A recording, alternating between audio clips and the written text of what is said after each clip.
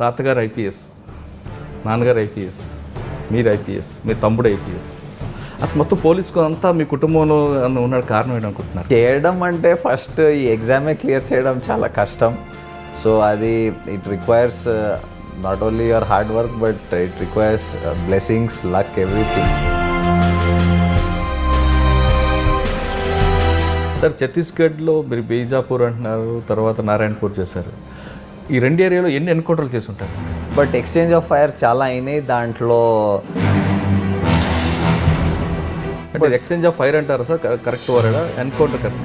They want to attack the police, they want to cause casualties. అప్పుడు మాకేం options ఉండవు. మీరున్న టైంలోనే సల్వార్ జుడు అని ఒక వ్యవస్థ ఉండేది. వాళ్ళతో మీరు నక్సలైట్ మీద పోరాటం జరిపారు, దానికి ఒక నాయకుడిని పెట్టారు. అంటే ఒక నక్సలైట్కి ఆపోజిట్గా. అంటే సల్వా జుడూమ్ యాక్చువల్లీ ఇంట్రెస్టింగ్లీ బీజాపూర్లో ఒక కుట్రు అని ప్లేస్ ఉంది, అక్కడ నుంచి స్టార్ట్ అయింది. సల్వార్ జూడూమ్ అన్నది కేవలం వాళ్ళ బాణాలే కాకుండా వాళ్ళ చేతులు తుపాకులు కూడా పోలీసులు ఇచ్చారండి. సల్వా జుడూమ్ని పోలీస్ వెపన్స్ ఇచ్చిందని అది కాదు. సల్వా జుడూమ్లో వచ్చి ఇక్కడ సెటిల్ అయిన వాళ్ళు న్యాయం చేయగలనా లేదో అది ఇంపార్టెంట్. ఎంతసేపు ఉన్నాను, 3 months ఉన్నాను, 1 year ఉన్నాను, 5 years ఉన్నాను, it is not very important. Sir, cyber crime కాకుండా సిసిఎస్లో ఈఓడబ్ల్యూ కేసులు మంచి కేసులు చేశారు.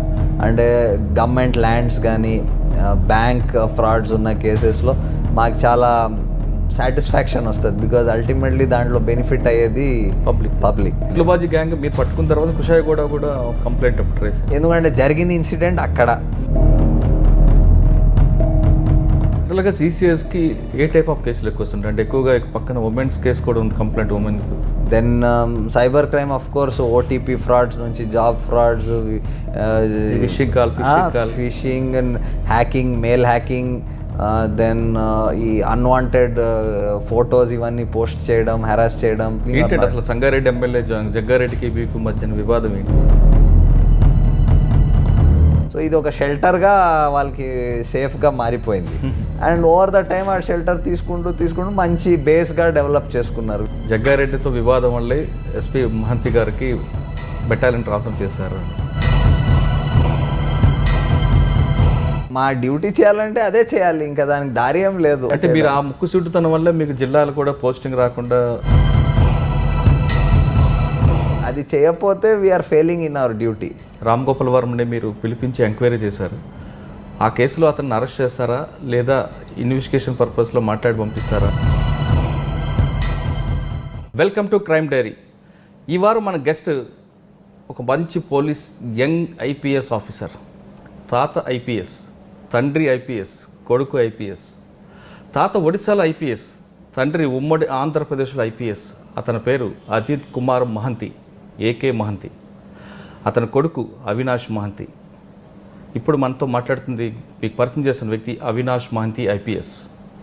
తండ్రి ఎంపీతో గొడవలు పడి క్రిమినల్స్ పాలేట ఎంత సింహస్వప్నంగా ఉండేవారో, కొడుకు కూడా అదే బాటలు నడుస్తూ తప్పు చేసిన వాడు పొలిటీషియన్ అయినా, సెలబ్రేట్ అయినా ఒక్కడే అంటూ తన పని చేసుకుపోతున్న యంగ్ ఐపీఎస్ అవినాష్ మహంతి గారిని పరిచయం చేస్తున్నాం. సార్ నమస్తే.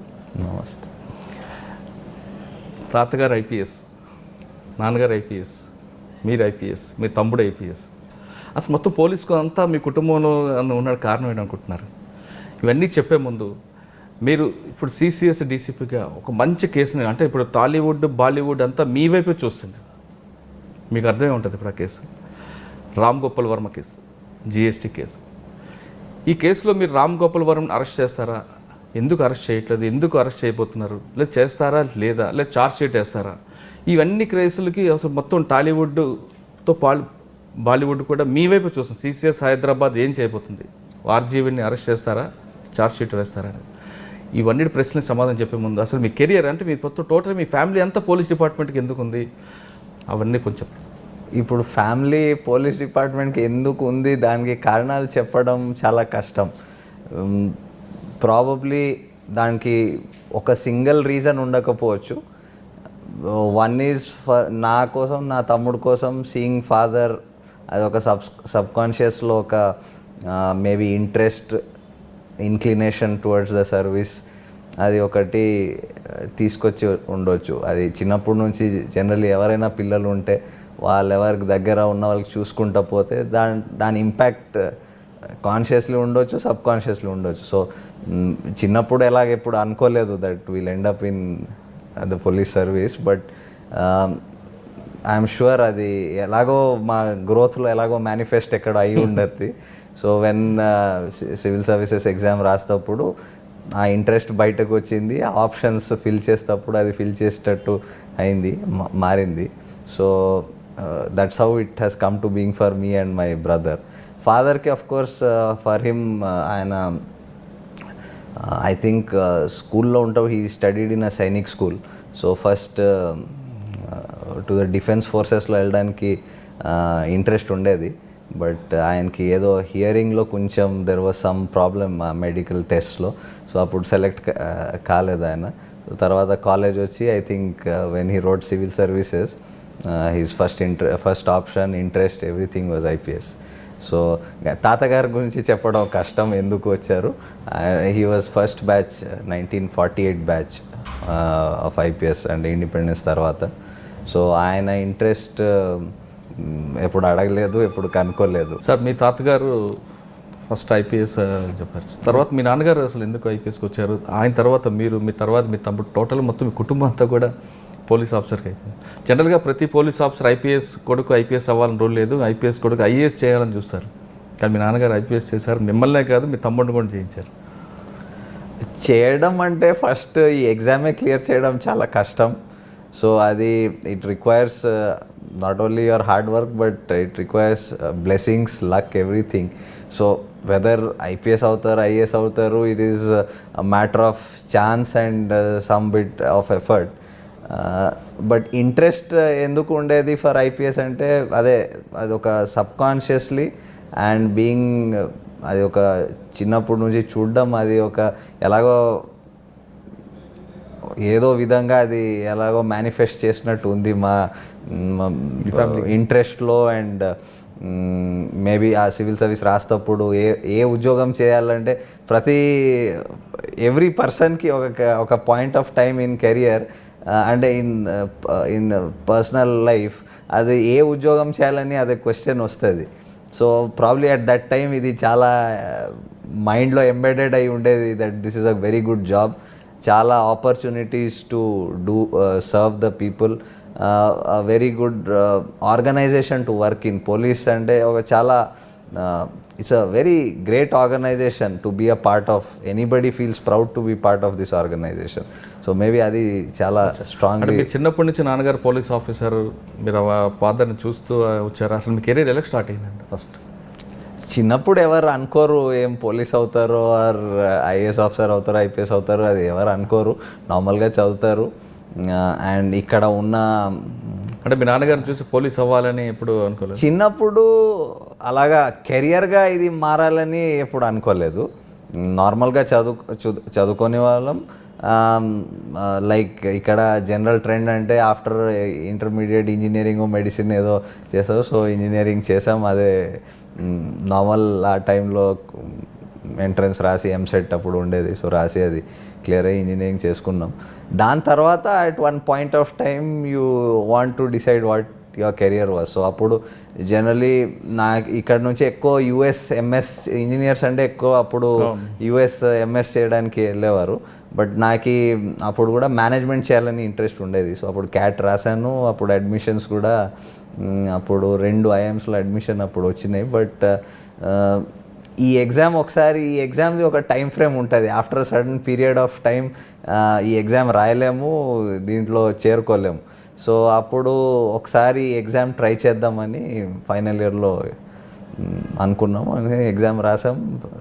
Thanks to luck and God's will we're there. అంటే మీరు ఫస్ట్ ఏపీ క్యాడర్కి వచ్చారు, ఛత్తీస్గఢ్ క్యాడర్? నేను first I was allotted Chhattisgarh cadre selection అయినప్పుడు. బట్ ఆ cadre allocation was not correct అని దానికి మేము కోర్టులో ఛాలెంజ్ చేశాము. అది లాస్ట్కు సుప్రీంకోర్టులో ఫైనల్ అయినాక అప్పుడు ఏపీకి అలాట్ అయింది. అంటే ఫస్ట్ పోస్టింగ్ అక్కడ ఏ విధంగా మీరు స్టార్ట్ చేశారు? ఛత్తీస్గఢ్లో I started as ASP Narayanpur. Narayanpur అంటే మీరు చాలా వాళ్ళు విని ఉంటారు ఒక టర్మ్ అబుజ్మాడ్ అని. సో ఈ అన్నోన్ హిల్స్ అని, అది లిటరల్గా ట్రాన్స్లేట్ చేస్తే థిక్లీ ఫారెస్టెడ్ ఏరియా. గూగుల్లో కూడా దొరకని ఏరియా కదా అబుజ్ model.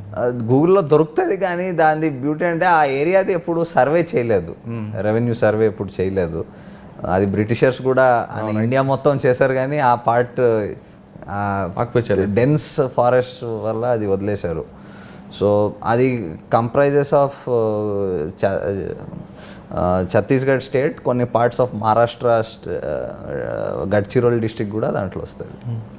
Complete Maoist affected area కదా అంటే ఇది చాలా బ్యూటిఫుల్ ల్యాండ్, అది మంచి ఫారెస్ట్ ఉన్నాయి, మంచి హిల్స్ ఉన్నాయి. బట్ అది రెండు వైపులు వాడుకోవచ్చు. అంటే such dense forest could was used by Maoist as their shelter area also. So అందుకే. అంటే ఫస్ట్ పోస్టింగ్ మీరు నారాయణపూర్. ఓకే, ఎలా చేశారు ఫస్ట్ పోస్టింగ్, ఎలా జరిగింది, మీ అచీవ్మెంట్స్ ఎక్కడ ఉన్నాయి? అక్కడ యాజ్ ఏఎస్పీ నారాయణపూర్ అప్పుడు అది కొత్తగా కార్వ్ అయిన డిస్ట్రిక్ట్ ఉండేది. ఛత్తీస్గఢ్ స్టేట్ ఫామ్ అయిన జస్ట్ మధ్యప్రదేశ్ సెపరేట్ అయింది. అప్పుడు మేము జాయిన్ అప్పుడు 6 years స్టేట్ ఫామ్ అయిపోయింది ఆల్రెడీ. కానీ ఈ డిస్ట్రిక్ట్ మాత్రం రిలేటివ్లీ కొత్తగా ఎస్టాబ్లిష్ అయింది. సో అక్కడ ఛాలెంజెస్ అయితే బాగానే ఉంటాయి. కొత్త డిస్ట్రిక్ట్ తర్వాత అక్కడ బిగ్గెస్ట్ ఛాలెంజ్ వాజ్ నక్సలిజం అప్పుడు.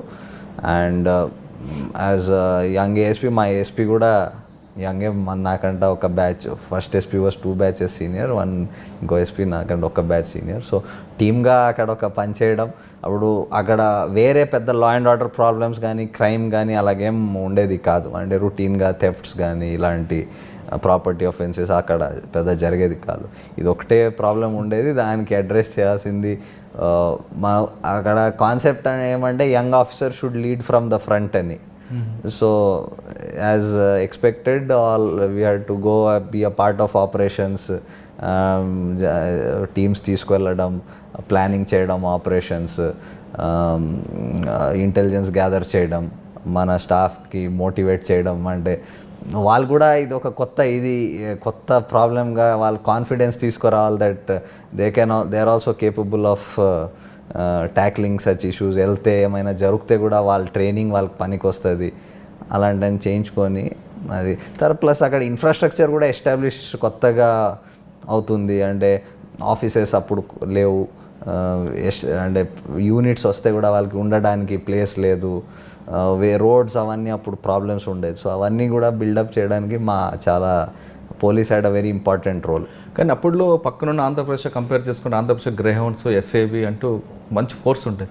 కానీ ఛత్తీస్గఢ్లో ఆ ఫోర్స్ లేదు. కానీ ఆ సిచ్యువేషన్లో మీరు ఎలాగ దాన్ని డీల్ చేసుకొచ్చారు?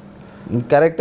ఏపీ చాలా లాంగ్ నుంచి ఈ ప్రాబ్లం హ్యాండిల్ చేసింది కాబట్టి ఆ ఇయర్ 2005-06 వరకు ఆల్మోస్ట్ అప్పర్ హ్యాండ్ వచ్చేసింది. అండ్ చాలా సక్సెస్ కూడా వచ్చింది ఈ ప్రాబ్లమ్ని ట్యాకిల్ చేయడంలో. ఛత్తీస్గఢ్ రిలేటివ్లీ కొత్త స్టేట్ ఉండేది. తర్వాత ఈ బస్తర్ అనే ఏరియా అప్పుడు చాలా ముందు, అంటే ప్రయర్ టు 98 ఒకే డిస్ట్రిక్ట్ అని ఉండేది. ఇట్ వాజ్ ఆల్మోస్ట్ కేరళ కంట బిగర్ ఇన్ సైజ్ అనేవారు. సో కొత్తగా అప్పుడు బస్తర్ని ఫస్ట్ 3 districts అయింది, దెన్ ఆఫ్టర్ దట్ 5 districts అయింది. ఇప్పుడు ఐ థింక్ ప్రస్తుతం 7 districtsలో మారింది. సో కొత్త డిస్ట్రిక్ట్స్ క్రియేట్ అయితే దానికి కొత్త ఛాలెంజెస్ ఉంటాయి, ఇన్ఫ్రాస్ట్రక్చర్ ఛాలెంజెస్ ఉంటాయి, మ్యాన్ పవర్ రిసోర్స్ ఛాలెంజెస్ ఉంటాయి. తర్వాత అక్కడ ఉన్న ఆఫీసర్స్ కూడా almost everybody was very young. So వాళ్ళకి ఎంతూజియాజం ఉంటుంది, బట్ ఎక్స్పీరియన్స్ అని కొత్తగా అది. సో మా అందరికీ our own experience was our own learning. So మా experience was our learning how to go about the issue. అంటే ఆ టైంలో మీ ఫాదర్ ఏమైనా మీకు సపోర్ట్ చేశారు, లేదా మీరేమైనా డాడీకి అడిగి గైడెన్స్ తీసుకుంటూ, ఎందుకంటే ఆయన కూడా ఆల్రెడీ ఇటువంటి ఫీల్డ్ వర్క్ బాగా చేశారు కాబట్టి ఆయన సలహాలు సూచనలు మీరు ఏమైనా తీసుకున్నారు? అది ఒకేసారి కాదు, ఎప్పుడైనా రైట్ ఫ్రమ్ చైల్డ్హుడ్ ఎప్పుడైనా it's natural for everybody to ask. But since we're in the same profession it's even more natural మాకి to ask if there is any and ideas తీసుకోవాలి కానీ ఏమైనా క్లారిఫై చేసుకోవాలని, ఎలాగా ఒక ఇష్యూని ట్యాకిల్ చేయాలని ఎప్పుడు కూడా అడగడం జరుగుతుంది. అది it has always happened. Okay, second posting ఎక్కడ? దాని తర్వాత I was ADC to governor of Chhattisgarh for some time. అంటే నరసింహ గారికి మీరు అప్పుడు ఆయన ఛత్తీస్గఢ్ గవర్నర్ ఉన్నారు. అప్పుడు I was ADC to the governor for some time. After that నేను ఎస్పీ ఆఫ్ బీజాపూర్ అని డిస్ట్రిక్ట్ అది సౌత్ కూడా బస్తర్. బాగా affected. That was one of the top affected districts in ఛత్తీస్గఢే కాదు ఇండియా మొత్తంలో it was at that point one of the highly affected districts. So ఈ అన్ని experiences ఏమంటే ఇది చాలా అంటే లైఫ్ టైంలో ఒకేసారి వచ్చే ఎక్స్పీరియన్సెస్ ఇది. And everybody is not fortunate to go through these experiences. అంటే టఫ్ ఉంటాయి కానీ దాని నుంచి నేర్చుకోవాల్సింది చాలా ఉంటాయి. ఓకే సార్, ఛత్తీస్గఢ్లో మీరు బీజాపూర్ అంటున్నారు, తర్వాత నారాయణపూర్ చేశారు. ఈ రెండు ఏరియాలో ఎన్ని ఎన్కౌంటర్లు చేసి ఉంటారు మీరు? అంటే కౌంట్ అని ఉండదు, ఎన్ని ఎగ్జాక్ట్ అయినాయి ఇప్పుడు నాకు గుర్తు కూడా లేదు. బట్ ఎక్స్చేంజ్ ఆఫ్ ఫైర్ చాలా అయినాయి. దాంట్లో మనకి ఆ ఎక్స్చేంజ్లో చాలా we got lot of success also. Lot of cadres were killed దాంట్లో ఆ ఎక్స్చేంజ్ ఆఫ్ ఫైర్స్లో. అండ్ చాలా అరెస్ట్ కూడా అయ్యారు, చాలా సరెండర్ కూడా అయ్యారు. సో ఇప్పుడు ఎగ్జాక్ట్ నంబర్స్ గుర్తులేదు. బట్ ఎక్స్చేంజ్ ఆఫ్ ఫైర్ అంటారు సార్, కరెక్ట్ వర్డా? Encounter correct word? అంటే మా terminology is exchange of fire because there is the concept is ఎప్పుడు మేము we never want to terminate a life. It is always that we always to the best possible effort see that anybody ఎవరు on the wrong side they should come on to the right side. It is not because మీరు violator of law. So you should come on to the right side and face whatever legal consequences దానికి ఉంటుంది. But కొందరు అలాగా they don't accept that and they want to attack the police, they want to cause casualties. అప్పుడు మాకేం options ఉండవు. Okay, ఇప్పుడు మీరున్న టైంలో బాగా పోలీస్ స్టేషన్ మీద అటాక్లు కూడా జరిగాయి, బాంబ్ బ్లాస్ట్లు జరిగాయి, ల్యాండ్ మైన్స్ పిలిచారు. ఆ సిచ్యువేషన్లో మీరేమైనా ఒక దగ్గర ఏమైనా? Naturally when you're part of that environment మీ మీద కూడా అటాక్స్ అయి ఉంటాయి. అండ్ ఒక్కొక్కసారి నేరోగా మిస్ అయినా కూడా పరిస్థితులు ఉన్నాయి. సో జరిగినాయి. అది that was a very hot bed అప్పుడు. ఏదో ఒకటి ఏమన్నా మాకు చెప్పగలరు? అప్పుడు 2008లో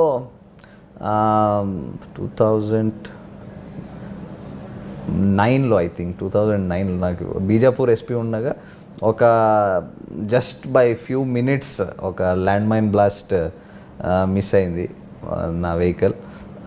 కానీ దాంట్లో అన్ఫార్చునేట్లీ కొంచెం వెనకాతలో ఒక CRPF vehicle got hit by that same land mine. దాంట్లో కొన్ని క్యాజువాలిటీస్ అయినాయి. సో తర్వాత మా ఇన్పుట్స్ చెప్పే ప్రకారం it was probably meant for the SP అప్పుడు. బట్ అది అప్పుడు మిస్ అయింది బికాజ్ ఆ వెహికల్ చేంజ్ చేయడం అది కొన్ని మేము టాక్టిక్స్ ఫీల్డ్ టాక్టిక్స్ కొన్ని వెహికల్ కొన్ని ఫీల్డ్ టాక్టిక్స్ ఉంటాయి. We cannot specify the some field tactics which we use on the ground. So అది very unfortunate that somebody was a casualty and it was just by a few minutes actually miss అయింది. అది actually అది సిఆర్పిఎఫ్ది. That was identifiable vehicle అంటే దూరం నుంచి కూడా identify చేయాలి. సో అది అంటే మీరు స్పాట్లో ఉన్నారు అప్పుడు? కొంచెం ముందుకున్నాను నేను జస్ట్ కొంచెం ఒక మేబీ 2 kilometers ఆర్ 3 kilometers ముందు. అది జస్ట్ డిస్ట్రిక్ట్ హెడ్ క్వార్టర్ బయట జరిగింది. నేను ఎంటర్ అయిపోయాను. అప్పుడు మాకు తెలిసింది జస్ట్ మళ్ళీ వెంటనే రిటర్న్ వెళ్ళాము. ఓకే, ఇది కానీ అప్పటికి వాళ్ళు ఎవరు ఉండారు? ఫైర్ ఏం జరిగింది? నో ఫైర్ ఏం, అది బ్లాస్ట్ అయిపోయింది అండ్ క్యాజువాలిటీస్ జరిగిపోయినాయి అప్పుడు. అచ్చా, మీరు అక్కడ బీజాపూర్ తర్వాత నెక్స్ట్? బీజాపూర్గా ఎస్పీ అక్కడ ఒక స్పెషల్ టాస్క్ ఫోర్స్ అని ఉండేది. అంటే మన గ్రే హౌండ్స్ ఓకే కి ఈక్వలెంట్గా అక్కడ ఎస్టీఎఫ్ అని చెప్పేవారు. సో దాంట్లో పోస్టింగ్ అయింది కొన్ని రోజులు. అక్కడ కొన్ని నెలలు చేశాను. దాని తర్వాత మళ్ళీ ఎస్పీ ధమ్తరి అని ఒక డిస్ట్రిక్ట్ అక్కడ ఉండేది. అది కూడా కొంచెం ఎఫెక్టెడ్. అంటే బీజాపూర్ లాగా కాదు, బట్ అక్కడ కూడా కొన్ని ఇన్సిడెంట్స్ పాతలో జరిగినాయి. సో ఆ డిస్ట్రిక్ట్ ఎస్పీకి వెళ్ళాను. దాని తర్వాత SP anti naxalite operation ANO అని అండ్ ఎస్ఐబి రెండు కలిసి ఒక పోస్ట్ ఉండేది ఛత్తీస్గఢ్లో. అది కూడా ఇక్కడ అప్పటికి ఆల్మోస్ట్ నా ఇక్కడ ఆర్డర్స్ వచ్చేసినాయి ఏపీ. కానీ మీరున్న టైంలోనే సల్వార్ జుడు అని ఒక వ్యవస్థ ఉండేది. వాళ్ళతో మీరు నక్సలైట్ మీద పోరాటం జరిపేవారు, దానికి ఒక నాయకుడిని పెట్టారు. అంటే ఒక నక్సలైట్కి ఆపోజిట్గా. అంటే సల్వార్ జుడూమ్ యాక్చువల్లీ ఇంట్రెస్టింగ్లీ బీజాపూర్లో ఒక కుట్రు అని ప్లేస్ అక్కడ ఉంది. అక్కడ నుంచి స్టార్ట్ అయింది. చూస్తే అది I think in the year 2007 it started.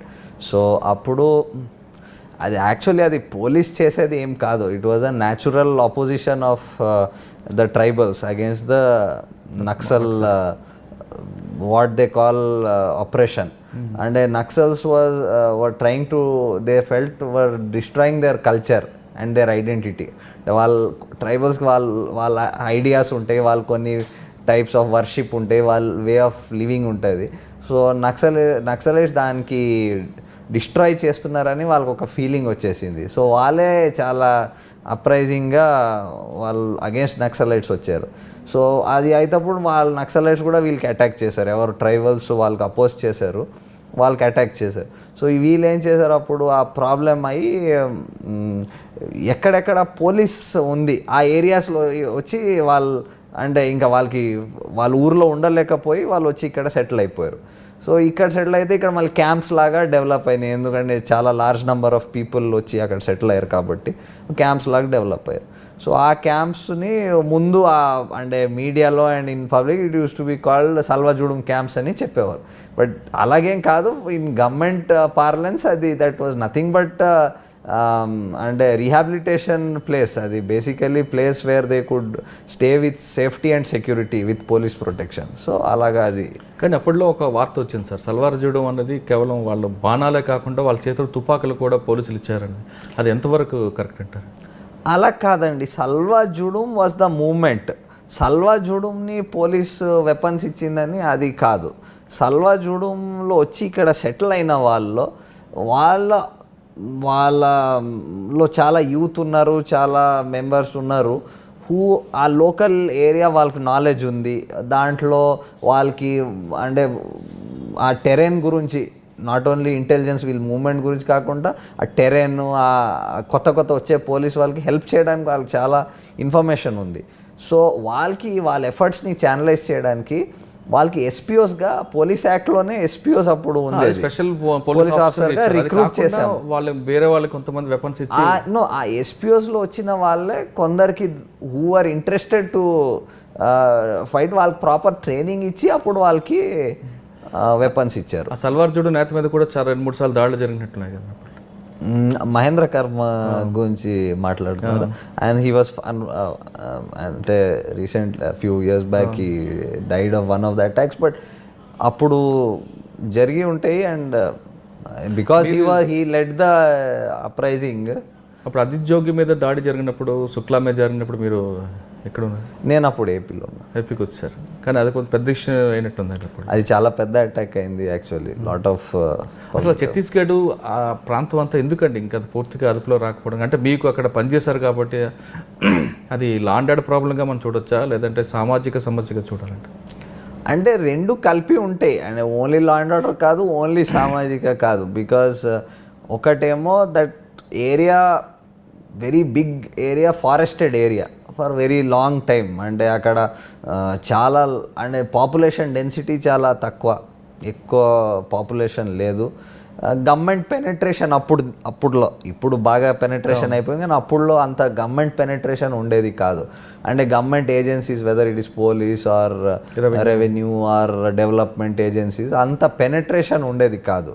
Maybe it was because of the policies or అంటే ఆ ఏరియాలో పాపులేషన్ లేదు, నాకు పెద్ద అది హిస్టారికల్ ఐడియా లేదు. But it was not very well penetrated by government. So ఆ వ్యాక్యూమ్, నా అర్థంకి ఏమంటే ఆ వ్యాక్యూమ్ని వీళ్ళు ఆక్యుపై చేసుకున్నారు, ఆ స్పేస్ ఎవరు వాజ్ ఆక్యుపైడ్. అండ్ అప్పుడు ఏపీలో అండ్ అదర్ స్టేట్స్లో కూడా వీళ్ళది కాన్ఫ్లిక్ట్ వచ్చింది విత్ లా ఎన్ఫోర్స్మెంట్. సో ఇది ఒక షెల్టర్గా వాళ్ళకి సేఫ్గా మారిపోయింది.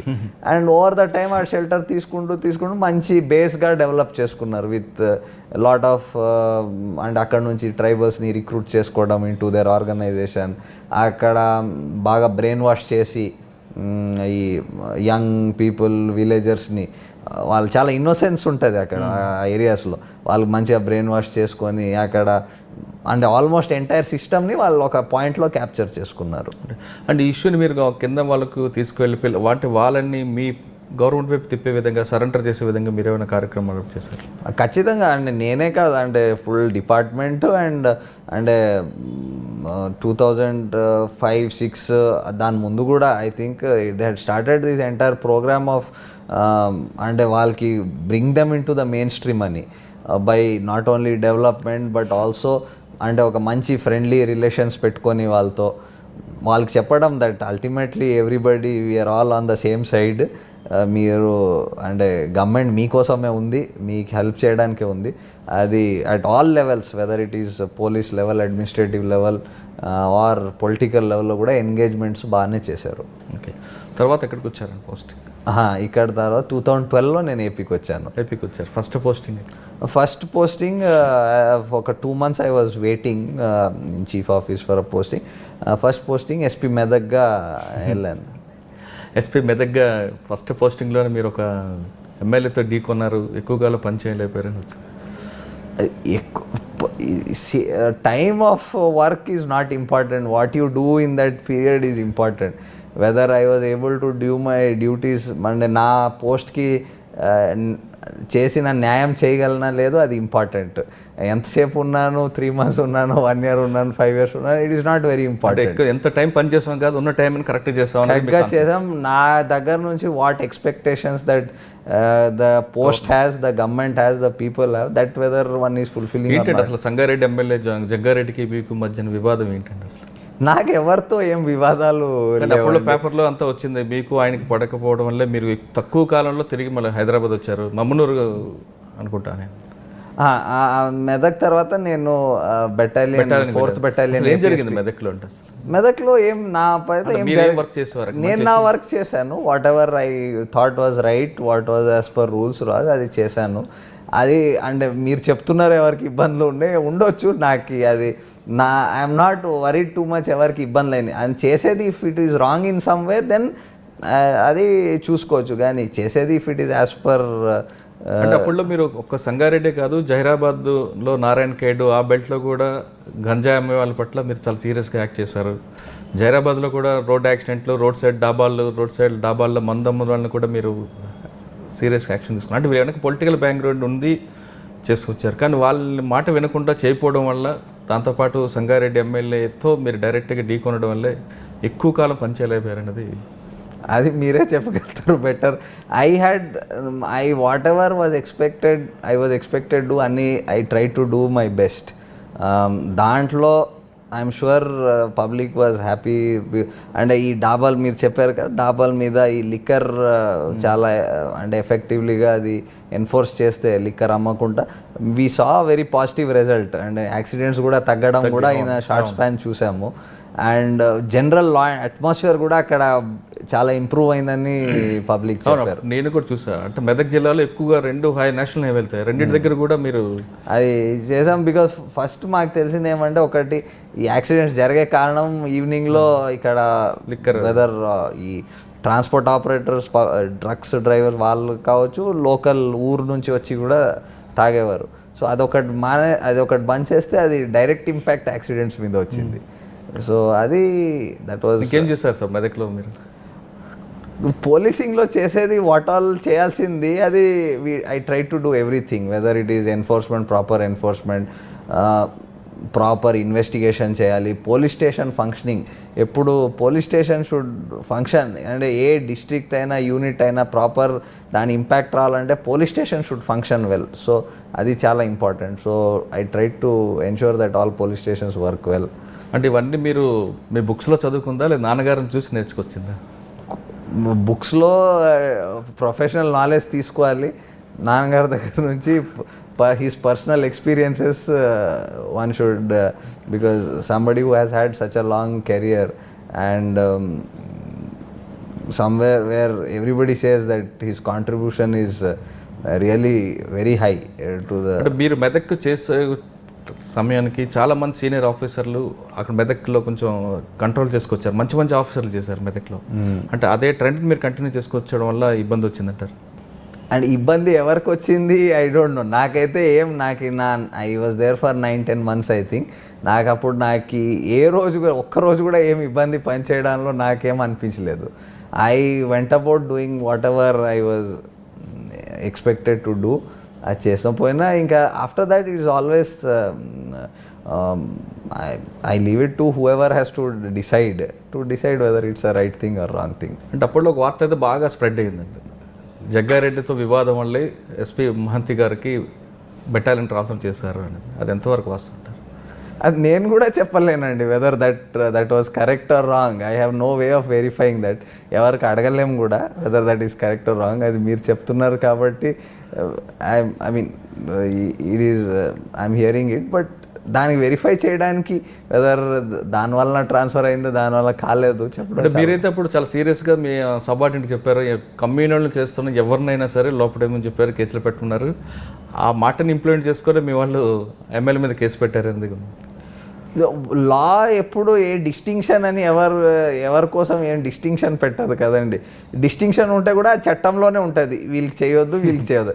ఆ డిస్టింక్షన్ లేకపోతే whether it is A or B or C, మనకి we have to go about it in the same way. అది చేయకపోతే we're failing in our duty.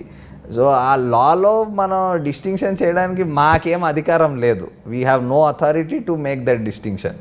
So when we have no authority to make that distinction, whoever it may be, we have to treat him in the same way.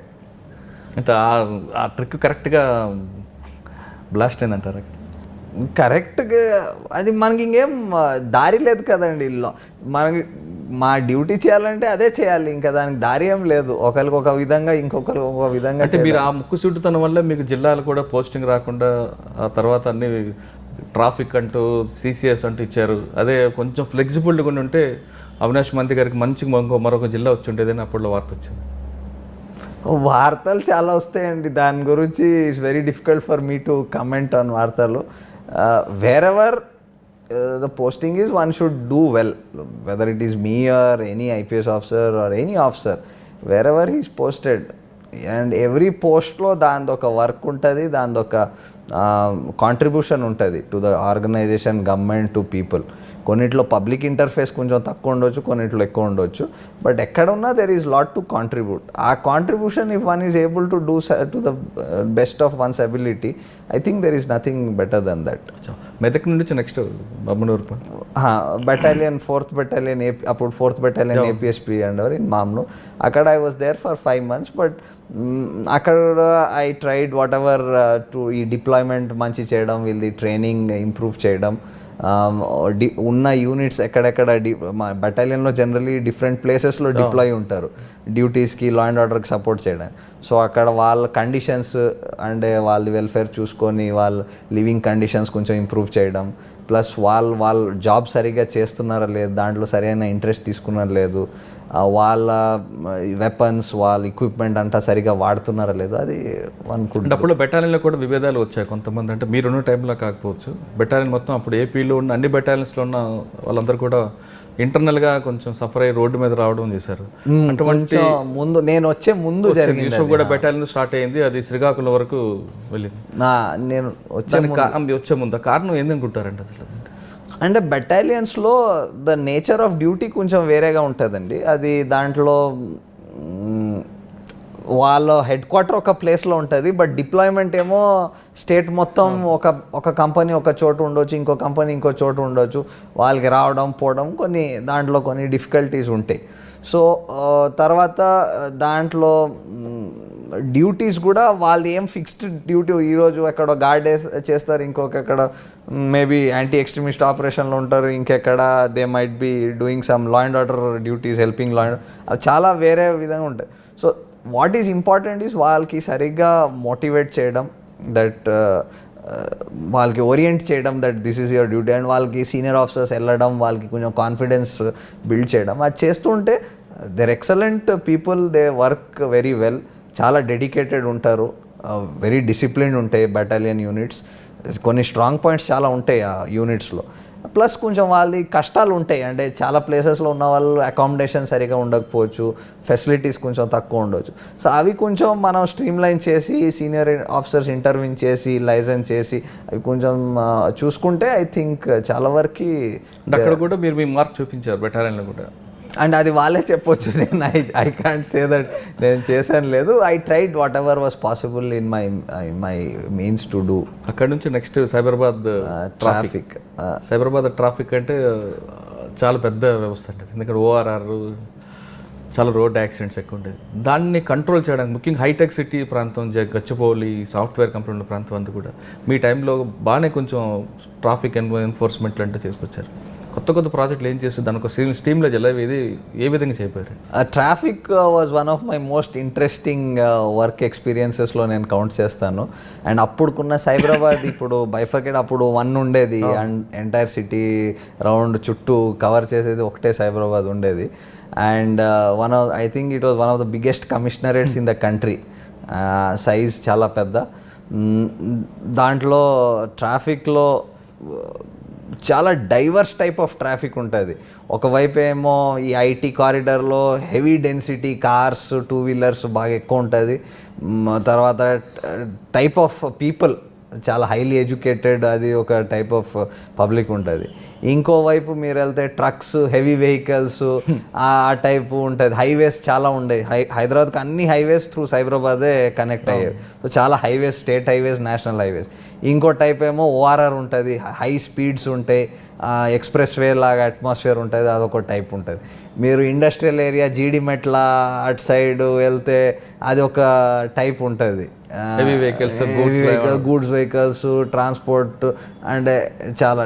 So మళ్ళీ ఇటు LB Nagar ఇటు side Uppal వస్తే ఇంకో type ఉంటుంది, బస్సులు చాలా. So different ఉండే. So it was very challenging and very interesting to work. మనకి people if there is one unit of police, all police officers say that with which public is directly interfacing and having this is traffic. Land order కన్నా ఎక్కువగా use చేసే traffic రోజు అంటే అది daily life effect అవుతుంది. వాడి ఇంట్లో నుంచి బయటకు వచ్చి తిరిగి రావాలంటే ట్రాఫిక్ పోలీస్ ఉండాల్సింది. సో మీరు ఆయనకి ఒక 5-10 minutes సేవ్ చేయగలితే ఒక రోజు కమ్యూటింగ్లో he spending that 10 minutes with his family or leisure or whatever అది. So whatever we tried. And second is of course safety. మనకి ట్రాఫిక్లో యాక్సిడెంట్స్ అది మనకి అందరికి తెలుసు that every year lot of people lose their lives in accident. So అది ఒకటి if you can bring in some measures of safety to reduce accidents. And మన best మన అంటే 100% చేయడానికి పాసిబుల్ కాదు, బట్ విదిన్ మనకి స్ట్రీమ్ లైన్ చేయడానికి whatever efforts. For example ఓఆర్ఆర్లో మేము అప్పుడు ఈ ఫస్ట్ టైం ఈ లేనింగ్ సిస్టమ్ చేసి దాంట్లో ఈ లేన్స్లో హెవీ వెహికల్స్ వెళ్ళాలి, ఈ లేన్స్లో light vehicles speed limits designate చేసి 4 lanesకి అప్పుడు సిపి గారితో ఒక ఆర్డర్ చేయించి దానికి రెగ్యులేషన్ కూడా తీసుకొచ్చుంటారు మీ టైంలోనే. ఒక గెజెట్ ఒక నోటిఫికేషన్ అది ఫస్ట్ టైం అది ఒక నోటిఫై చేయించి అది రెగ్యులేట్ చేయడానికి we made some efforts on ORR. దానివల్ల మంచి కొంచెం ఇది కొంచెం రిజల్ట్స్ కూడా బాగానే వచ్చినాయి. But the problem with ORR every year ఓఆర్ఆర్లో ట్రాఫిక్ పెరిగిపోతుంది, ఎందుకంటే వెహికల్స్ వస్తున్నాయి, ట్రాఫిక్ పెరుగుతుంది, ఎక్కువ యూజర్స్ కూడా పెరుగుతున్నారు. సో దాంట్లో ఎన్ఫోర్స్మెంట్ కూడా అంత ఎఫెక్టివ్లీ చేయడానికి అవసరం ఉంది. సో సైబరాబాద్లో there was always this problem of man power, because పెద్ద కమిషనరేట్, మ్యాన్ పవర్ ఏమో అంత లేదు. సో అదే అవైలబుల్ రిసోర్సెస్ని డిప్లాయ్ చేయడానికి చాలా అంటే స్ట్రెచ్ అయ్యాం అక్కడ. అది ఒకటి ఉండేది. దెన్ హైవేస్ చాలా ఉన్నాయి అక్కడ, యాక్సిడెంట్స్ కూడా హైవేస్లో కూడా జరుగుతాయి. చాలా యాక్సిడెంట్స్ హ్యాపెన్ డ్యూ టు చాలా కారణాలు, అంటే ఇంజనీరింగ్ రీజన్స్ ఉండొచ్చు, కొన్ని మ్యాన్ మేడ్ యాక్సిడెంట్స్ కూడా ఉంటాయి, చాలా కారణాలు. So each time you have to see if ఏమైనా కాజ్ ఉంటే దానికి ఎలాగ ఇంప్రూవ్ చేయవచ్చు. అది ఫ్లోకి ఇంప్రూవ్ చేయడానికి మేము అక్కడ ఫస్ట్ టైం హైదరాబాద్లో we started this concept of U-turns. అదే ఫస్ట్ ఫ్రీ లెఫ్ట్ కూడా మీ టైంలోనే స్టార్ట్ అయింది. ఫ్రీ లెఫ్ట్ నుంచే యూటర్న్ వచ్చింది. ఫస్ట్ ఫ్రీ లెఫ్ట్ చూసి దానికి ఎక్స్టెండ్ చేస్తే యూటర్న్గా మారుతుందని ఫస్ట్ టైం మేము కూకట్పల్లి జంక్షన్లో ట్రై చేసాం. సో అప్పుడు ఫస్ట్ చాలా క్రిటిసైజ్ చేశారు, ఇది బాగాలేదని. కానీ ఆఫ్టర్ ఫ్యూ డేస్ అక్కడ అసలు జంక్షన్లో ట్రాఫిక్ కనపడకుండా అయిపోయింది. ఇప్పుడు ఆ సిస్టమ్ టోటల్గా హైదరాబాద్ అంతా ఉందండి. ఇప్పుడు దానికి దెన్ వీ వెంట్ ఉప్పల్ ఇంకో పెద్ద జంక్షన్ ఉండేది. సో కూకట్పల్లి స్ట్రెచ్లో అయిపోయినాక ఉప్పల్ చేసాము, అది కూడా మంచి మాకు సక్సెస్ వచ్చింది. Not that is a very scientific or maybe we don't know, అది ఎక్కడ చదవలేదు బుక్లో, ఎక్కడ తెలియదు, బట్ అది ప్రాక్టికల్ ఎక్స్పీరియన్స్ నుంచి ఇంప్లిమెంట్ చేసాం. అండ్ మ్యాన్ పవర్ షార్టేజ్ని దానికి ఓవర్కమ్ చేయడానికి, దాంట్లో ఏమవుతుందంటే మీకు మనిషి పెట్టడం అవసరం లేదు, flow will take care of it self. So అది అప్పుడు మంచినే మాకి. కానీ అది మీరు చేసింది అప్పుడే కాదు, ఇప్పటికీ మంచి ఫలితాలు ఇస్తుందండి. అది ఇప్పుడు కూడా నడుస్తుంది అని అందరు. ఇక్కడే కాదు, టోటల్గా ఎక్కడ చూసినా 2 స్టేట్లో కూడా ఇదే కనిపిస్తుంది, free left U turn. So free left of course is a old concept, అది మేము కొత్త చేసేది లేదు. కానీ ఆ ఫ్రీ లెఫ్ట్ని ఎక్స్టెండ్ చేసి ఒక యూటర్న్ అని తీసుకురావడం, అంటే free U turn is nothing but a free left in a very large scale. దానికి తీసుకొచ్చి అది ఎక్స్పెరిమెంట్ చేయడం, అది ఒక్కొక్కసారి some experiments will be successful, some will not, but this we met with lot of success. కానీ సైబరాబాద్లో ఈ ట్రాఫిక్ ప్రాబ్లం పోవాలంటే ఏం చేయాలంటే మీ స్టడీ ఏం చేసుకొచ్చారు? ట్రాఫిక్ ఒకటి, Cyberabad is upcoming area of Hyderabad. అంటే హైదరాబాద్లో ఒక విధంగా చాలా ఎక్కువ పెరగదు, కానీ సైబరాబాద్లో ఇన్ కమింగ్ ఇయర్స్, సైబరాబాద్ ఇప్పుడు రాచకొండ, ఇప్పుడు చాలా for long period of time అది ట్రాఫిక్ ఇప్పుడు పెరుగుతూ ఉంటుంది. బికాజ్ డెవలప్మెంట్ అవుతుంది, ఇండస్ట్రీస్ వస్తున్నాయి, ఐటీ కంపెనీస్ వస్తున్నాయి, చాలా గ్రోత్ అవుతుంది సిటీది. కాబట్టి అవి ఏరియాస్లో ఎక్కువ గ్రోత్ అవుతాయి. సో మనం when we're developing the infrastructure, first నుంచే అవి ఫ్యాక్టరీని చేసుకొని రోడ్స్ అలా డిజైన్ చేసుకోవడం, దానికి సిగ్నలింగ్ సిస్టమ్స్, టర్న్స్, లైటింగ్ అవన్నీ స్టార్టింగ్ నుంచి డిజైన్ చేసుకొని పెడితే చాలా వరకు మనం తగ్గించవచ్చు. But at the same time we need to work on regulation enforcement కూడా. బికాజ్ అంటే ఓన్లీ ఇన్ఫ్రాస్ట్రక్చర్ చేస్తే కూడా డిజైర్డ్ రిజల్ట్స్ ఎప్పుడు రావు. There has to be a combination of regulation and good enforcement. ఈ రెండు ఉంటే కానీ మనం అన్ని together we can bring about అంటే మంచి regulated traffic as well as safety రెండు తీసుకురావచ్చు. కానీ సైబరాబాద్లో ఎక్కువగా ట్రాఫిక్ వైలేటర్స్ అందరూ హైలీ ఎడ్యుకేటెడ్ అని రిపోర్ట్ చూపిస్తున్నాయి. కారణం ఏమంటారు? అంటే people are educated but people always look for short cuts, people look for cheapest way. అంటే ఇప్పుడు షేర్ ఆటోస్ ఉంటాయి, ఇప్పుడు ఒక ఆటోలో 3 కూర్చోవాల్సిందే 5, 6 కూర్చుంటారు. అంటే ఎందుకు చేస్తున్నారంటే వన్ ఈజ్ మేబీ ఒకసారి పబ్లిక్ ట్రాన్స్పోర్ట్ అవైలబుల్ ఉండకపోవచ్చు, కానీ చాలాసారి పబ్లిక్ ట్రాన్స్పోర్ట్ ఉన్నా కూడా ఇది ఎందుకు వాడతారంటే చాలా రేట్ తక్కువ, మీకు ఆఫీస్ దగ్గరే డ్రాప్ చేసేస్తాడు. బస్ అయితే బస్ స్టాప్ నుంచి మీకు కొంచెం దూరం నడిచిపోవాల్సి ఉండవచ్చు, ఇదేమో మీకు జస్ట్ అక్కడ, అండ్ రేట్ చాలా తక్కువ, మీకు ఎప్పుడు కావాలో ఒక ఆటో దొరికిపోదు. సో మనం కూడా వీ వాంట్ టు యూజ్ చాలా వరకు షార్ట్. సో దానివల్ల మనకి వచ్చే ప్రమాదం మనం చూడటం లేదు. అంటే అది మనకి షార్ట్ కట్లో మనకి పనికి వచ్చేస్తుందని చూస్తాం. కానీ అంటే ఆటోలు కాకుండా సిగ్నల్ జంప్ చేయడం ఇవన్నీ కూడా రాంగ్ రూట్లో వచ్చేవాళ్ళు ఎక్కువ హైలీ ఎడ్యుకేటెడ్ అనేది ఒక రిపోర్ట్ చూపించింది సైబరాబాద్. అంటే నేను అనుకున్న ఎడ్యుకేషన్ అండ్ సివిక్ సెన్స్లో అంటే కొంచెం గ్యాప్ వచ్చినట్టు అనిపిస్తుంది. We're very highly educated but our concern for others is little less. అంటే మనం నేనే దాటిపోతే నా పని అయిపోద్దని చూసుకుంటున్నాం, కానీ ఆ చేయడంలో నాకు డేంజర్, వేరే వాళ్ళకి డేంజర్ అని మనం చూడటం లేదు. అండ్ మేబీ ఇప్పుడు ఎన్ఫోర్స్మెంట్ అండ్ ఆల్ ఇంకా స్ట్రింజెంట్ కొన్ని కేసెస్లో చేస్తే it might give us even better results.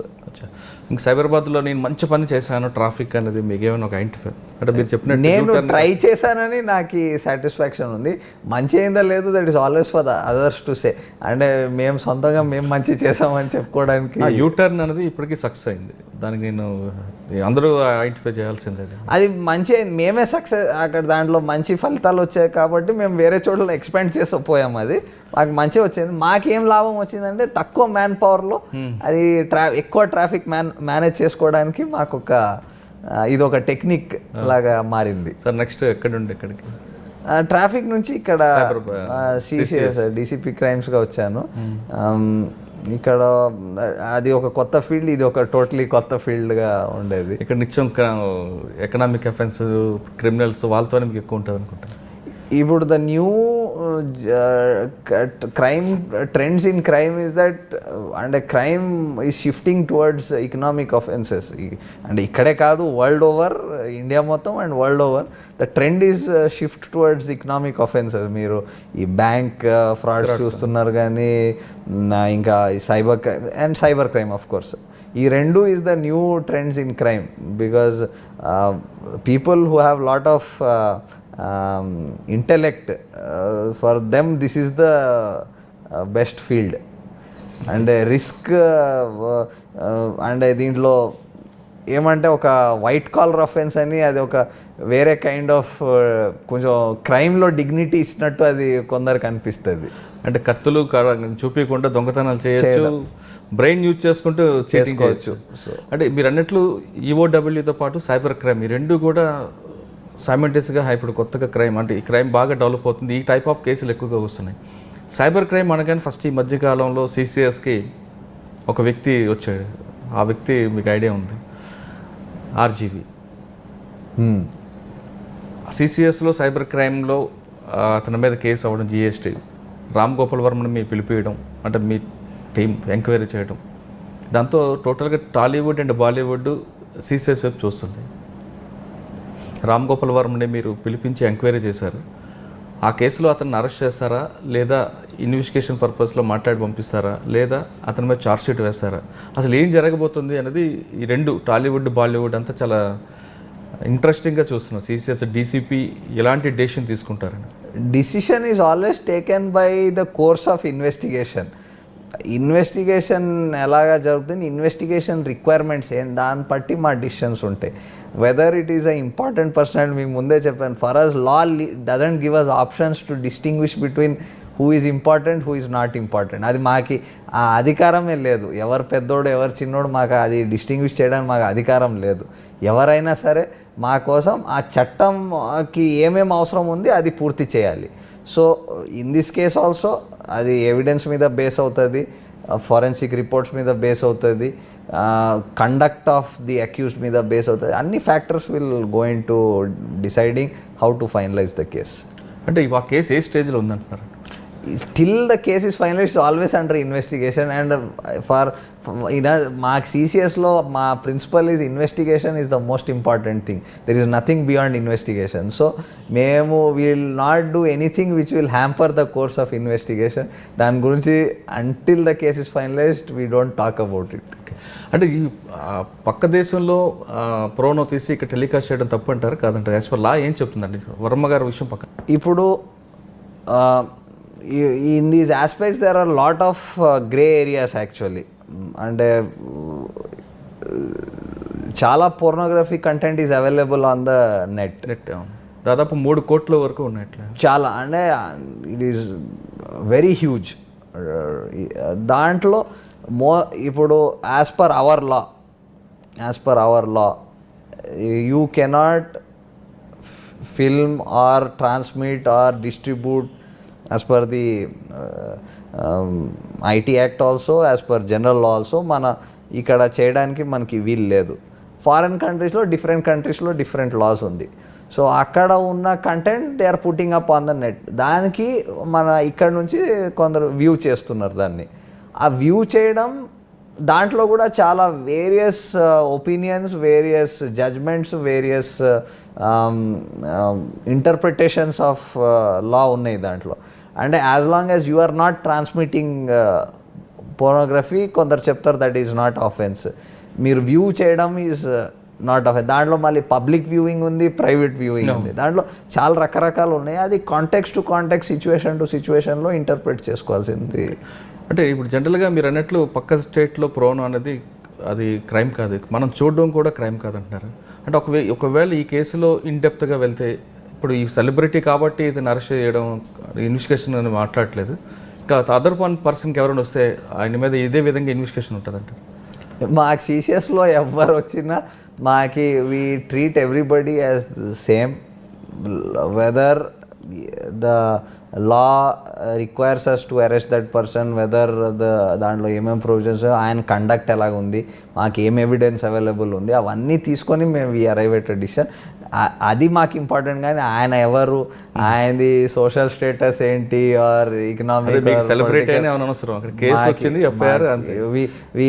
we try to the best possible extent because మా CCS దగ్గర వచ్చిన almost every case is quite big. అంటే the quantum of money involved, the people who are involved, whether it's complainant, accused, అందరూ they're fairly from well known or from మీరు చెప్పినట్టు from fairly well to do influential అలా కూడా చాలా వాళ్ళు ఉంటారు మాకే. సో అది అన్నీ మేము పక్క పెట్టి we go strictly by merits of the case. Okay, అంటే ఈ కేసు కాకుండా అతని మీద ఇంకో కేసు కూడా ఉంది, ఒక మహిళని తిట్టారు అన్నది. ఆ కేసులో ఏమైనా అతని మీద అరెస్ట్? మా దగ్గర ఒకటే కేసు ఉందండి, ఒకే కేసు ఉంది. I think that is under నాకు తెలిసి ఒకే కేసు ఉంది. There might be some other case in other place. అంటే సినిమా వాళ్ళది మీ కేసులు కూడా చాలా, అంటే ఆర్జీవి కేసు పక్కన పెడితే ఈ మధ్యన సినిమా వాళ్ళందరూ కూడా సైబర్ క్రైమ్కి వస్తున్నారు. అంటే వాళ్ళ సినిమాలు పైరసీలు చేయడం కానీ, ఆ కేసుల్లో వాళ్ళందరూ కూడా చాలా హ్యాపీ ఫీల్ అవుతున్నారు, సైబర్ క్రైమ్కి వెళ్తే మాకు న్యాయం జరుగుతుందని. అదే ఎనీ కేస్ మాకు వస్తే మేము దానికి ఫుల్ సీరియస్నెస్, ఆ కేసుకి కావాల్సిన సీరియస్నెస్ తీసుకొని మా best of our abilities we put in to that. సినిమాలో మీరు చెప్తున్నారు కాబట్టి సమ్ పైరసీ కేసెస్ జనరల్లీ ఎక్కువ వస్తూ ఉంటాయి.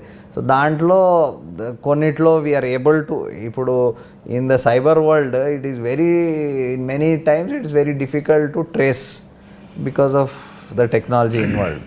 But in some cases we are able to trace also. There are certain cases where some big films also we have been able to trace the origin of the piracy, apprehend the offender కూడా దాంట్లో చేసాము, and మంచిగా దానికి finalise కూడా చేసాము cases. Sir, cyber crime కాకుండా CCSలో EOW కేసులు మంచి మంచి కేసులు చేశారు. మాకి the biggest satisfaction is when we can do something to save public money or public resource. అంటే గవర్నమెంట్ ల్యాండ్స్ కానీ బ్యాంక్ ఫ్రాడ్స్ ఉన్న కేసెస్లో మాకు చాలా సాటిస్ఫాక్షన్ వస్తుంది, బికాజ్ అల్టిమేట్లీ దాంట్లో బెనిఫిట్ అయ్యేది public. So there are several cases ఇక్కడ where government lands to large extents బాగానే మా ఐఓస్ బాగా ఇన్వెస్టిగేట్ చేసి దాన్ని ఫైనలైజ్ చేయడం, దానివల్ల lands have been saved for the government and for public use. తర్వాత చాలా ఈ బ్యాంక్స్ని ఫ్రాడ్ చేసిన వాళ్ళకి కూడా అరెస్ట్ చేయడం, వాళ్ళకి అప్రిహెండ్ చేయడం, అది కూడా చాలా మా ఐఓస్కి చాలా సాటిస్ఫాక్షన్ వస్తుంది. అది కాకుండా కొన్ని జాబ్ ఫ్రాడ్స్ ఉంటాయి, మళ్ళీ మీకు డిపాజిట్ ఫ్రాడ్స్ ఉంటాయి. అంటే ఇప్పుడు చాలా దాంట్లో పీపుల్ అనుకుంటారు డబ్బులు పెడితే బాగా రిటర్న్స్ వస్తాయని, చాలా చిట్స్ కానీ registered unregistered different kinds of డిపాజిట్స్లో పెడుతుంటారు. అలాంటి కూడా చాలా కేసులు ఇన్వెస్టిగేట్ చేస్తాం. ఇంకో మంచి కేసు కూడా చేశారు కదా? సారీ, ఇంకో మంచి కేసు కూడా ఉంది కదా మీది? ఏది? GHMCలో ఆఫీసర్లందరినీ అరెస్ట్ చేయడం. GHMCలో ల్యాండ్ ఇది నాలా డీసిల్టింగ్ ఒక కేసు ఉండేది. అది ఒకటి ఇప్పుడు మొన్న ఈ మోటార్ ట్రాన్స్పోర్ట్ ఒకటి దాంట్లో కూడా కేసు ఉండేది. So where ever there is offence and it requires thorough investigation, మా కేసులో వస్తాయి. అండ్ ఆ కేసుకి we try to do full justice, weather it is officials. Case కూడా మీరు అందులో ఒక ఎమ్మెల్సీని అరెస్ట్ చేయించారు. అది ఒకటి భోజగుట్టలో ఒక రఫ్లీ 78 acres ల్యాండ్ పార్సల్ ఒకటి ఉండేది, విచ్ దాంట్లో చాలా లిటిగేషన్స్ నడిచేది. సో దాంట్లో చాలా ఇన్డెప్త్ ఇన్వెస్టిగేషన్, దాంట్లో ఒక కేసు కాదు అలాంటి కొన్ని సిరీస్ ఆఫ్ 4-5 కేసెస్ ఉండేది with similar motors ఆపరెండై and similar అది చేసుకొని. సో ఆ కేసులో కూడా we have gone in to depth, absolute depth of the investigation. దాని ట్రూత్ ఏంటి, దానికి చాలా డాక్యుమెంట్స్ అండ్ స్ప్రెడ్ ఓవర్ ఒక్క స్టేట్ కాదు, డిఫరెంట్ స్టేట్స్ నుంచి ఆ డాక్యుమెంట్స్ తెచ్చుకోవడం, డిఫరెంట్ ఏజెన్సీస్ నుంచి ఆ డాక్యుమెంట్స్ తెచ్చుకొని దానికి అనలైజ్ చేసి అది ఒక ఫైనలైజ్ చేయడం. It requires lot of hard work and lot of application of mind by the investigating officers. ఇదంటే MB Jewellers demonetization case that అది మాకి that was అది demonetization, it is probably one of the biggest cases in the country. demonetization టైంలో జరిగింది, conversion of black money to white జరిగేది. అది probably one of the biggest cases. అండ్ నాకు తెలిసి ఉంటే ఇంకా ఎక్కడ ఇలాంటి కేసు, దాంట్లో కూడా చాలా ఇన్డెప్త్ ఇన్వెస్టిగేషన్ అవసరం ఉండేది. Because as I told you, economic అఫెన్సెస్లో the offender also applies lot of mind, uses the law to his advantage అవన్నీ. సో మాకు కూడా ఒక స్టెప్ అహెడ్ ఉండాల్సిన అవసరం ఉంటుంది ప్రతి చోట.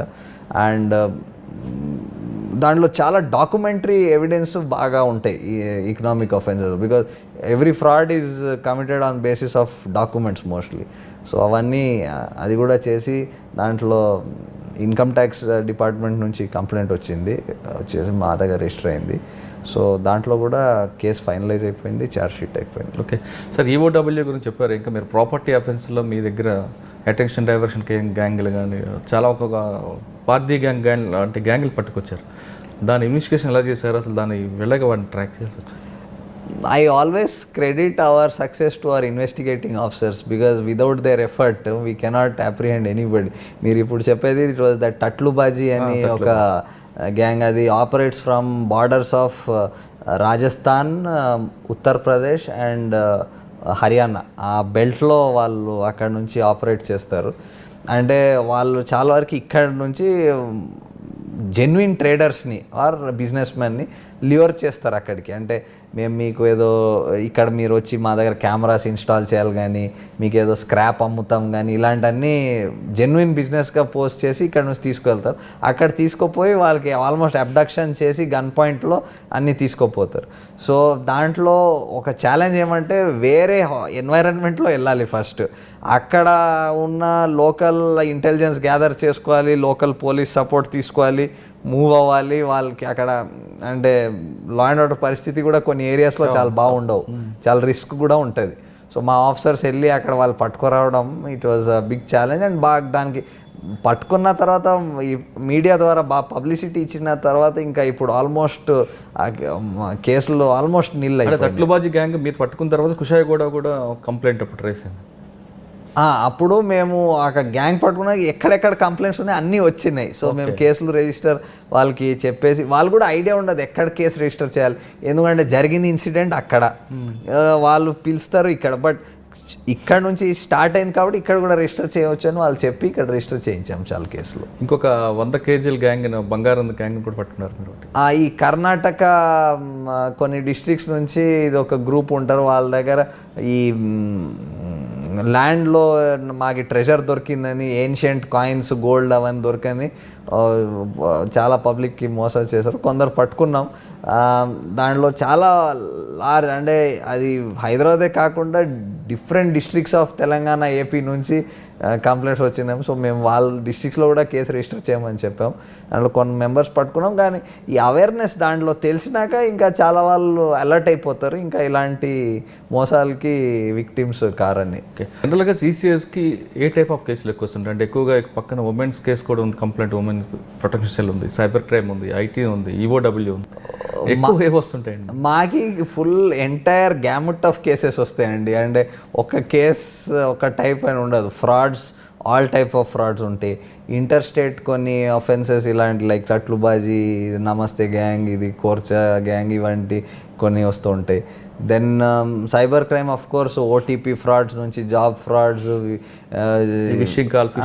Fishing, hacking, mail hacking, then ఈ అన్వాంటెడ్ ఫొటోస్ ఇవన్నీ పోస్ట్ చేయడం, హెరాస్ చేయడం ఆఫ్ ఉమెన్, అవన్నీ అవి ఉంటాయి.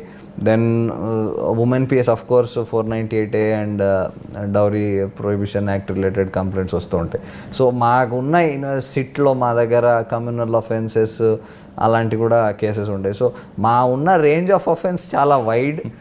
సో మా investigating officers capacity and capability is also very wide, because they have to investigate so many type of things. SIT ఇప్పుడు ఎలా వర్క్ చేస్తుందండి?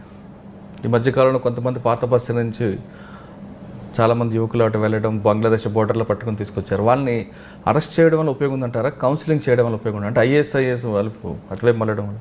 అండ్ చట్టం if somebody violates a law, దాంట్లో there is no option but to register a case and take it to its logical conclusion.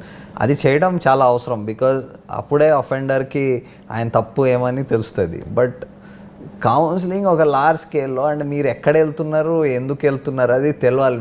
Weather somebody is actually misguiding you to join a cause worthy enough join చేయడానికి లేదు అని వాళ్ళకి చెప్పాలి. అంటే మీరు వెళ్ళేది ఒక రాంగ్ కాజ్ కోసం, అక్కడ వెళ్ళి మీకు వచ్చేది ఏం లేదు. మీరు అంటే ఎవరో మీకు జస్ట్ ఎక్స్ప్లాయిట్ చేస్తున్నాడు అది తెలిస్తే ఇంకా ఫర్దర్ ఎవరు వెళ్ళరు. కానీ అంటే అరెస్ట్ చేయడం వల్ల మనకి ప్రయోజనం అంటారా, లేదంటే కౌన్సిలింగ్ వల్ల బెనిఫిట్ అంటారా? రెండుకి బెనిఫిట్స్ ఉంటాయి. కౌన్సిలింగ్ ఫర్దర్ ఎవరు వెళ్ళకుండా ఎవరు చూడకుండా వీళ్ళు కూడా వాళ్ళ తప్పు రియలైజ్ చేయడానికి అది ఒక మార్గం. బట్ ఒఫెన్స్ ఎక్కడ ఒక క్రైమ్ జరిగితే దాని కేసు కట్టడం అది ఇంకా తప్పదు. అంటే మీరు పట్టుకొచ్చిన తర్వాత మళ్ళీ ఇంకో గ్యాంగ్ వెళ్ళే అవకాశం ఉందంటారు? పెరుగుందండి, కొంతమంది పాత బస్సు యువకులు తిరిగి బంగ్లాదేశ్ ఐఏఎస్ వైపు వెళ్ళే అవకాశం కనిపిస్తుంది అంటారు. ఇప్పుడు ఐ థింక్ చాలా వరకు thanks to the efforts of the police, whether local police అయినా స్టేట్ లెవెల్ ఏజెన్సీస్ అయినా, అది ఒక మీడియా కూడా అయినా, they have brought in lot of awareness that ఇది వెళ్ళడం అంటే తప్పుయే కాదు, ఇట్ ఈస్ ఫూలిష్నెస్. అక్కడ పోయి ఒక టెర్రరిస్ట్ ఏజెన్సీని జాయిన్ చేయడం ఇది నథింగ్ బట్ ఫూలిష్నెస్ అని అది చాలా బాగా స్ప్రెడ్ అయింది. ఇప్పుడు I think rarest of rare కేసులో ఎవరు చేయవచ్చు. But in general I don't think anybody ఇప్పుడు thanks to all this awareness will be convinced. అంటే ఫేస్బుక్లో వాటిని మీద ఏమైనా నిఘా పెట్టే అవకాశం ఉంటుందండి? ఎక్కువగా ఫేస్బుక్ మీద వీళ్ళందరూ ఇప్పుడు social media, internet, this is the biggest recruiting and influencing factor for anybody. So దాని మీద there are different agencies working in the country at different levels. Everybody is doing their part in watching and identifying and seeing whether anybody is getting affected, anybody is trying to influence. అవన్నీ అందరు చూస్తున్నారు. అంటే మీరు యూత్కి ఏం చెప్పబోతున్నారండి?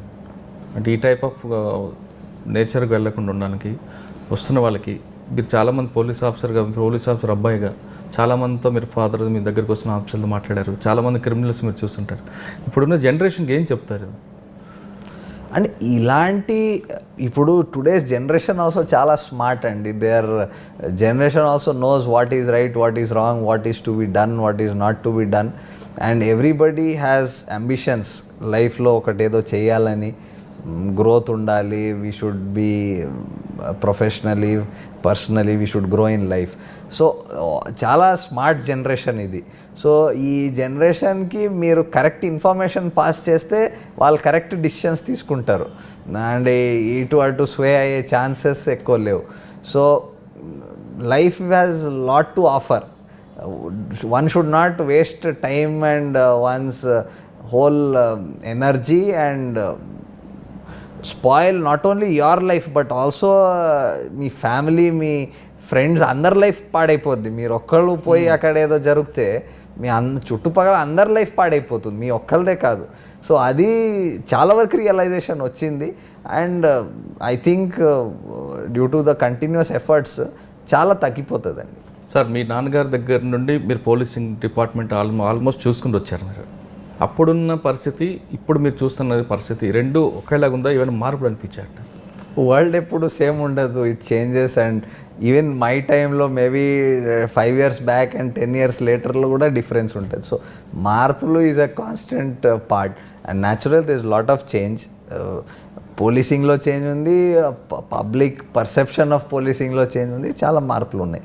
But కొన్ని core things never change. అంటే whether it is commitment to duty, following and the adherence to laws, rules, procedures, the integrity of the people involved, అవి ఎప్పుడు that is time tested. Okay. అంటే మీ నాన్నగారి దగ్గరికి చాలామంది ఆఫీసర్లు వచ్చేవారు. వాళ్ళు అప్పుడు మీకు అంకుల్ అనే మీరు ఆఫీసర్లు అందరూ ఇప్పుడు మీకు బాసులు అయ్యారు కొంతమంది. కరెక్ట్. చాలా వాళ్ళకి చిన్నప్పటి నుంచి చూసాము ఇన్ పర్సనల్ లైఫ్. ఇప్పుడు we're working with them. It is a sense of great satisfaction and joy to be working with them. It is a added advantage because everybody is very well disposed and it చాలా comfort ఉంటుంది. And it's always a pleasure. మీరు somebody you know for a long time to work with them, it's always a pleasure. అంటే వాళ్ళందరూ మిమ్మల్ని అవినాష్ అంటున్నారా లేదా మహంతి గారు అబ్బాయిని పిలుస్తున్నారు ఇప్పుడు? అంటే ఇప్పుడు కూడా చాలా ప్లేసెస్లో నాకు ఇంట్రడ్యూస్ చేసేటప్పుడు మాంతి సాబ్ కా బేటా హే బోల్తే చాలా వాళ్ళు అవినాష్ అని చెప్పరు. తప్పదు కాబట్టి వర్క్ చేస్తారు కాబట్టి అవినాష్ అని చెప్తారు. చిన్నప్పుడు కూడా అవినాషే చెప్పేవారు. సో అంటే ఇప్పుడు ఉన్న వాళ్ళ ఆఫీసర్లు అందరూ ఇప్పుడు ఎలా ఉన్నారు మీతో అంటే? చాలా మంచి ఇట్ ఈస్ అంటే నేను భావిస్తాను దీనికంటే better nobody in the world can ask for what I can't ask for anything better than this. అంటే కొన్ని విషయాలు తీసుకుంటే కొన్ని కేసుల్లో కానీ కొన్ని సిస్టంలో కానీ మీ ఫాదర్ ఉన్నప్పుడు ఒక సిస్టమ్ ఉండేది, తర్వాత కొంచెం చేంజ్ అయింది, ఇప్పుడు మళ్ళీ అది ఇంప్లిమెంట్ అవుతుంది. అంటే జస్ట్ లైక్ మేము నాన్నగారు కమిషనర్గా పనిచేస్తున్న సమయంలో పెట్టి కేసులన్నీ కూడా రిజిస్టర్ చేయాలని చెప్పేవారు. ఇప్పుడు అదే మరి యాప్గా వచ్చింది. అది కరెక్ట్ అంటారా కాదంటారా? ఆఫ్ కోర్స్ ఏదైనా దానికి ఏమైనా టైం టెస్టెడ్ కొన్ని ఉంటాయి. నాన్నగారు always believed in very basics core policing. ఆయన ఫోకస్ ఎప్పుడు on the very crux of policing మీద ఉండేది. ఆయన ఇప్పుడు కూడా మాట్లాడితే he always talks of core areas of policing and he feels that అదే సరిగా చేస్తే పబ్లిక్కి వచ్చే అంటే బెనిఫిట్ ఇంకా దాంతో ఎక్కువ ఇంకేం ఉండదు. కానీ ఆ కోర్ ఏరియాస్కి దాంట్లో ఇప్పుడు ఉన్న పరిస్థితుల్లో టెక్నాలజీ యాడ్ చేసుకోవడం, దానికి అంటే ఇంకా కొంచెం ఈజీ యాక్సెస్ చేయడం, దానికి టైం రిడక్షన్ చేయడం, ఎఫర్ట్ రిడక్షన్ చేయడానికి టెక్నాలజీ పనికి వస్తుంది. సో టెక్నాలజీకి మనం పక్కన పెట్టలేము, కానీ అట్ ద సేమ్ టైం కోర్కి కూడా పక్కన పెట్టలేదు. ఇది both have to work in tandem. అప్పుడు మీ నాన్నగారు చాలాసార్లు అనేవారు పోలీస్ డిపార్ట్మెంట్కి పోలీస్ బుక్స్ ఏం చెప్తున్నా అది చేస్తే చాలా ఇంకా వేరేది అవసరం లేదు. అబ్సల్యూట్లీ. అది నేను కూడా అంటే మన చట్టాలు కూడా కొన్ని చూస్తే 100 years పైన నుంచి నడుస్తున్నాయి అండ్ చాలా బాగా నడుస్తున్నాయి. అంటే కొన్ని మార్పులు తప్పదు, కానీ బ్రాడ్లీ చూస్తే ఆ చట్టాలు చాలా బాగానే ఇప్పుడు కూడా మనకి అవే నడుస్తున్నాయి. So if you go there is nothing better then going by the book. Okay sir, ఇంకా డిపార్ట్మెంట్ గురించి పక్కన పెడితే మీ పర్సనల్ లైఫ్కి వస్తే మీ marriage love marriage arrange marriage? Marriage is always a marriage whichever way you marry. So దానికి చెప్పడానికి it's ultimately 2 people who think it is correct. మీకు బాగా లేట్గా మ్యారేజ్ అయింది అంటారు. when everybody has their time to marry and time to find the right person. So everybody. Love marriage అంటారా arrange marriage? Marriage is marriage, there is no difference. మీ father ఒప్పుకున్నారా మీరు love మ్యారేజ్కి? పేరెంట్స్ ఎప్పుడు they never asked much about anything. Whatever they were part of the entire marriage process with their consent and their blessings only anything takes place in the house. మీ నాన్నగారు సలహాలు తీసుకుంటూ ముందుకు వెళ్తుంటా రెగ్యులర్గా అంటున్నారు. మీ తమ్ముడు కూడా ఐపీఎస్ తిరుపతి అర్బన్, ఆయనకి కూడా మీరు అడ్వైజ్ చేస్తుంటారా, ఆయన అడుగుతుంటారా? టోటల్గా మీ ఫ్యామిలీ అంతా కలిసినప్పుడు పోలీస్ గురించి మాట్లాడతారా లేదా మిగతా విషయాలు మాట్లాడుకుంటారు? When 3 of us sit together, we talk about almost everything under the sun, whether it's personal, policing, everything. And chala space is occupied by policing because that's a common thing for all 3 of us. And సలహాలు అందరికి ఇస్తూ ఉంటాం. అంటే when we talk దాని discussion నుంచి we find out our own solutions. We found so many things. When you talk you get new ideas, new perspective. అది it's a constant process మా ఇంట్లో. ఓకే, అంటే మీ డైనింగ్ టేబుల్ మీద కూర్చున్నప్పుడు మిగతా topic రాదు, ఓన్లీ మీ ఫ్యామిలీ ఎంతవరకు మాట్లాడుతుంది, పేరెంట్స్ మీరు అంత సరదా అంతే? డైనింగ్ టేబుల్ మీద we talk about family, we talk about policing, we talk about so many things. Naturally policing నేను చెప్పాను ఎక్కువ కొంచెం స్పేస్ ఆక్యుపై చేసి because all of us share our. అంతేగాని డాడీ ఒక క్రిమినల్ ఈ విధంగా చేశాడు, వాడిని ఇలా కంట్రోల్ చేయి అవన్నీ గైడెన్స్ ఇస్తుంటారు. టిపికల్ అంటే స్పెసిఫిక్ ఇష్యూస్ ఇలాగా కేస్ స్టడీస్ అలాగ ఉండవు. అంటే రేర్గా ఎప్పుడైనా ఏదో స్పెసిఫిక్ ఏదో ఇష్యూ ఉంటే అలాంటి గురించి మాట్లాడతాం, కానీ ఇది ఒక కేసు అలాగా ఉండదు. జనరల్గా మాట్లాడుకుంటారు అంతేగాని పర్టికులర్గా ఈ పర్సన్తో కేర్ఫుల్గా ఉండి ఈ పర్సన్ డేంజర్, ఈ పర్సన్ గుడ్ పర్సన్ అని ఏమైనా సజెషన్స్ ఇస్తుంటారు? గుడ్ పర్సన్ బ్యాడ్ పర్సన్ అని ఏం ఉండదు. ఎవ్రీథింగ్ ఈజ్ ఇన్ మా perspective and a situation. So if అలాంటి ఏమైనా చాలా స్పెసిఫిక్ ఉంటే వీ టాక్, బట్ జనరలీ ఒక ఎలా ఒక పనిని పూర్తి చేయాలి జనరల్లీ అలాంటివి మాట్లాడుకుంటాం. ఓకే, అంటే మీ నాన్నగారు నేను బాగా క్లోజ్గా అబ్జర్వ్ చేశాను. నేను జర్నలిస్ట్గా ఉన్నప్పటి నుండి చాలా లో ప్రొఫైల్గా ఉంటారు ఆయన. మీరు అదే బాటలో వెళ్తున్నారా లేదా కొంచెం ఏమైనా డిఫరెంట్గా వెళ్తాం? Your work should speak. నాన్నగారు కూడా ఎప్పుడు అదే చెప్పేవారు, your work should speak for you, you should not speak about your work. So I think that is the right way. మనం చేసుకున్నది చేసుకోవాలి, rest should take care of it self. చాలామందికి మీ నాన్నగారు రోల్ మోడల్గా ఉన్నారు నాకు తెలుసు. మీకు నాన్నగారు అని ఇంకెవరైనా ఉన్నారు ఇప్పుడున్న ఆఫీసర్లు? ఇంకెవరికి స్పేస్ లేదు. ఇంకా నాన్నగారు ఉన్నాక there is no space for anybody else to see. అంటే for us, for me and my brother, అంటే ఈ the whole world is revolves around the house and parents. మాకు ఇంకా దాని బయట పెద్ద ఏం వరల్డ్ మాకు లేదు. పని అయిపోతే అదే వరల్డ్ మాది. ఓకే, ఇప్పుడు ఫైనల్గా ఫాదర్ ఏం చేస్తున్నారు అనుకుంటా? ఇప్పుడు ప్రస్తుతం హీఈస్ ఇప్పుడు adviser to the governor of AP and Telangana అక్కడ ఉన్నారు. But of the time he's busy something, ఏదో కన్స్ట్రక్టివ్ చేస్తూ ఉంటారు. ఈ నెవర్ సిట్స్ ఐడల్. సో ఆయన ఎప్పుడు ఏదో కన్స్ట్రక్టివ్ ఉంటుంది, ఏదో చేస్తూ ఉంటారు. And is always occupied with something. Okay sir, final question అంటే మీకు సబార్డినేటర్స్కి, కొత్తగా పోలీస్ డిపార్ట్మెంట్లోకి వస్తున్న వాళ్ళకి, పోలీస్ డిపార్ట్మెంట్లో చేరాలనుకున్న వాళ్ళకి మీరేం చెప్పబోతున్నారు? According to me it's the best job in the world. దీనికంటే ఇంకా మంచి ఉద్యోగం అని ఏం ఉండదు. It is a combination of for people who want to serve the society. This is a tremendous opportunity to do so, to contribute something to general governance in the country. This is one of the biggest factors of governance, law and order. Second is, as an organization, police is one of the best organizations you can work with. అది మీకు ఎంత ఒక confidence, మీ capacity enhancement చేస్తుంది, అది మీరు అనుకోలేరు. అంటే it changes your total abilities. మీరు ఒకళ్ళు జాయిన్ అయిన ముందు, జాయిన్ అయిన తర్వాత the difference of a police officer is massive. Because this organisation trains you to deliver at any cost. అది ఒక capacity, that is the beauty of police.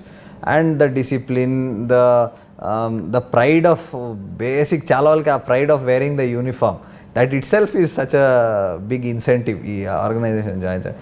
I don't think anybody who wants to join ఖచ్చితంగా దానికోసం ఎవరికి genuine interest ఉంటే 100% దానికి try చేయాలి. దీనికంటే మంచి ఉద్యోగాలు చాలా తక్కువ ఉన్నాయి.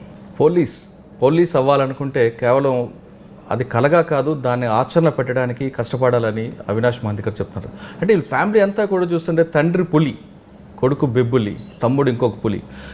తండ్రి క్రిమినల్స్ పాలిట సింహస్వప్నం అయితే ఇతను అవినాష్ మహంతి గారు కేవలం గుండెలో నిద్రపోయారు.